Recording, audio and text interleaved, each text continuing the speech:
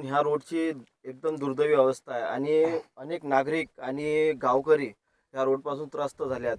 तर हा रोड जर ठेकेदारांनी म्हणा किंवा प्रशासनाने दखल नाही घेतली तर आपले पुढचे पाऊल काय असेल? ह्या रोडचं काम जून महिन्यात स्टार्टिंग केलं होतं त्यानं खोदकाम. त्यावेळेस त्यानं 2 किलोमीटर रोड खोदला. नंतर ते एवढं स्पीडमध्ये काम केलं 2 किलोमीटर. नंतर 2 किलोमीटर रोड खोदल्यावर कोलखेडपासून ते जांबा ते उमई ते जितापूर समजा उमई फाट्यापर्यंत हा रोड खोदला त्यानं. आणि खोदला त्याच्यावर जाळा मुरुम आणून टाकून दिला. लोलर नाही, पाणी नाही, काही नाही. तो ठेकेदारही आला नाही. त्या सुपरवायझरला फोन लावला. आम्ही परेशान झालो गावातले लोक.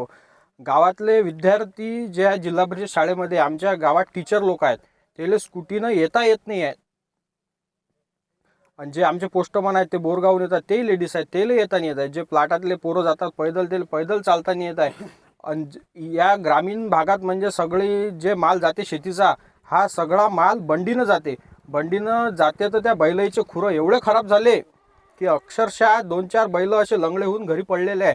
दररोज या रोडवर एक माणूस पडत आहे गाडी घसरून. एवढे मोठे मोठे गोटे या रोडवर टाकून दिले. त्याच्यावर पाणी नाही आहे.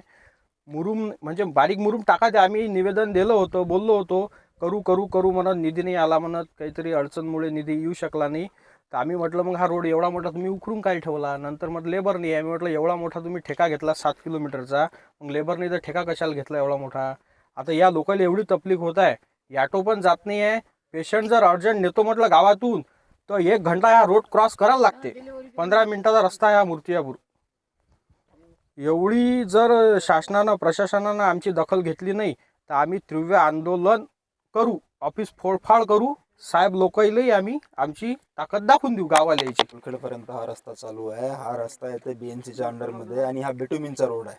त्याच्यावरती आणि सबरेट टाकला म्हणजे मुरुम. त्याच्यावरती यांनी JSB टाकली. जे JSB टाकलेली आहे ते JSB जे आपली आहे ते त्यांना टाकावी लागते. 53 mm आणि टाकली 80-85 mm. हे म्हणजे मटेरियल पूर्ण लॉसमध्ये आहे. त्याचा काही उपयोग नाही. त्याच्यामुळे जे लोक याच्यावरून वाहतूक करत आहे त्यांना खूप त्रास होत आहे. आणि त्या ठेकेदाराला फोन केला किंवा आम्ही कोणत्या अधिकाऱ्याला फोन केला तर ते म्हणते की तुम्ही दुसरं डायव्हर्सन काढा. आता इथं दुसरं डायव्हर्सन नाही आहे, दुसरा रस्ता नाही आहे जाण्यासाठी.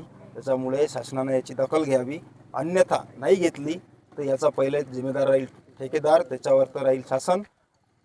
आणि जर समजा इथं कोणाची जीवितहानी झाली त्याला दोषी राहील ठेकेदार.